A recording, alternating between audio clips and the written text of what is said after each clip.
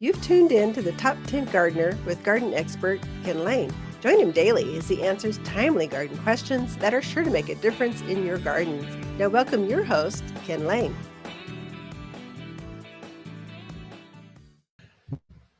All right, so we are back with Lisa Lain in the studio. She comes each week, and this segment's just for her to inspire us, to want to just be out there in nature, to capture butterflies and take a closer look at ladybugs and smell the fragrance and just enjoy the fresh air. Welcome, Lisa. Thank you. So how's your garden growing? Actually, really well. It is. Our garden is looking very good. Our veggies and our flowers and our trees and our shrubs. I've got tomatoes starting to form. We got a little squash we'll probably pick off this week. So cucumbers are starting to elongate really fast. So things are happening. The flowers are flowers. Dahlias, that's my favorite flower. You get to pick one, you deadhead, and they just keep pushing more and more blooms. So I did actually fertilize everything that blooms or fruits with Root and Grow. This week. Next week, I'm trying to get more consistent with that while they're young. Root and Grow is a compost tea that helps things to root out, gets deeper green, helps them just to grow. And then I'm trying to I'll switch very quickly to Flower Power, which is a water-soluble food that helps flowers grow bigger, that has fruits grow longer, bigger, more. And so it seems to be making a difference. So I see that, I notice it. Okay, so you're doing Root and Grow to get them started and healthy and growing, and then you're going to switch to the Flower Power. Correct. Okay. Yep. That'll work. So what do you got for us? Well, speaking of flowers and power, so I wanted to bring in some perennials, so plants that come back every year. And these perennials are long blooming perennials. So sometimes you get that seasonal, like candy tuft. I mean, it's beautiful in the spring, great early perennial, but it's going to stop and then it's kind of done. Great if you're mixed in beds and stuff because you don't really notice it because other things start blooming. But I wanted to bring in some perennials that are going to give you season from color from beginning to end. Now through October, November, I mean, seeing some of these through winter almost. Yeah, good. So one of the first ones I wanted to bring in, and I love this plant, and I just don't think it's utilized very much. And it's such a huge family of plants. So dianthus or carnations, as sometimes you see them called. It's such a huge family. You want a color, you want a variety, you want a style. They've got it. So it is actually. Now you're just having fun with the camera. Sorry. Keep talking. They literally bloom all season long. Once they start, they're not going to stop until we get really consistently cold.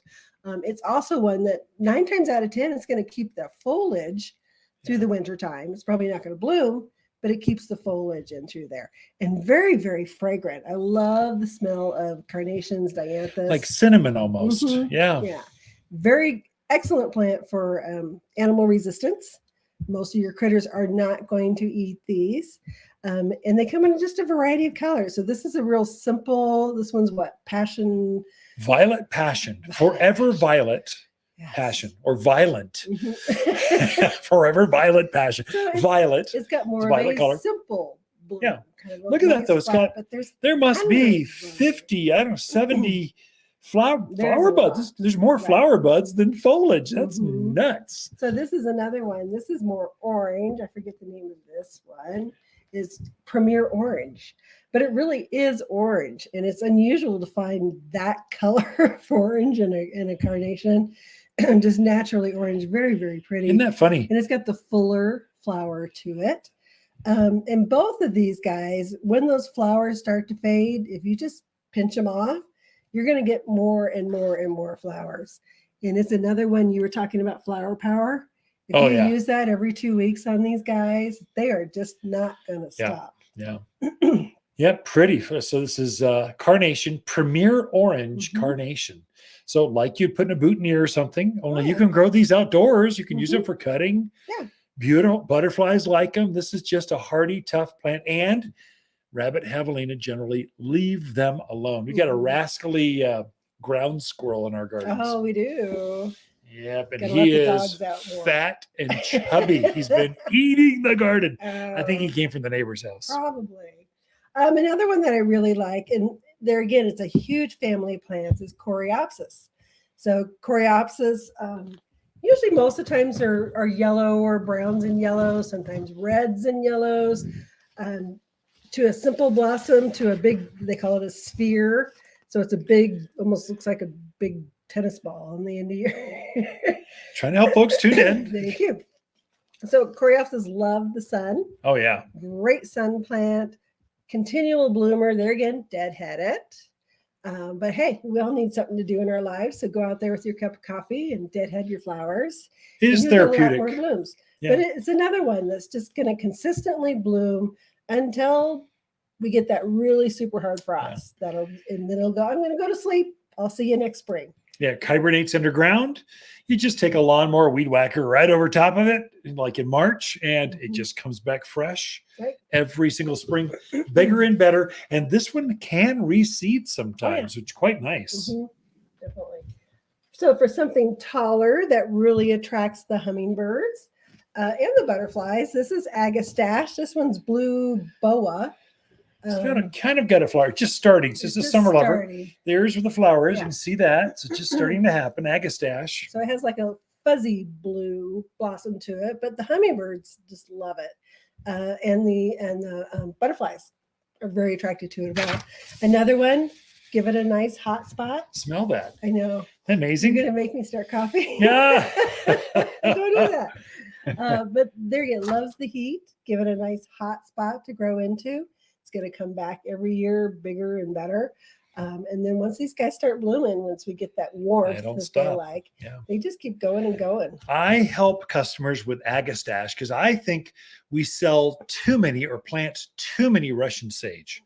And it gets weedy and they seed everywhere. It's a big aggressive shrub. Agastache has a similar height, a little bit smaller, very similar flower, takes the same heat. And it's not aggressive. It's longer lived, less weedy, less trashy. I think Agastache is a better plant in most mountain gardens. Right. And they're, again, also very animal resistant. Oh, yeah. I don't know if I mentioned that. But it also comes in pinks and corals and yellows and oranges. So a wide variety of colors for you to put out there. We're doing good on time. So this is Gaillardia. This one is, which variety is this? Is Arizona Red. Arizona Red. And it is. It's a beautiful looks like an Arizona sunset. Color. I like it, the tones on it, because it has that orangey red and then yellow at the tips. It is like a sunset in Arizona, right? Like Route 66 right there. That's what it looks like. And look at the buds on that. I mean, there are Loaded. A ton of buds. So it's another good continual bloomer, just consistent. This one is a great bird attractor. That is, if you let it go to seed as it goes into winter, it'll actually be a food source for birds as they get through winter. It comes back every year. And I find that super tough as far as animals like javelina don't love this. It's got a fuzzy texture to the foliage that they just don't like. They do not care for that. So another one of my favorites. So this one is Gara. This one is the other name for it is whirling butterflies. Yeah, whirling because butterflies. The little flowers on it just look like they're little butterflies going through the yard. It's very. I love it when the wind kind of is blowing and the plant starts moving, and it just is a very pretty plant out there. Kind of has a simple lacy look to it, but it just. Each stem comes out and it just produces flowers all the way up the stem. And it also comes in a dark pink and a light pink as well, kind of different heights. This would be a great companion for Russian sage, Agastache, primrose. It loves that right out there in the heat. I mean, just like crazy wind, crazy sun. I'm on a ridgeline. I have nothing but rock piles. Gara is going to like that. This is where it grows. We have one out by our mailbox that I don't even think it's on a drip at this point in its life, but it is huge and it is beautiful.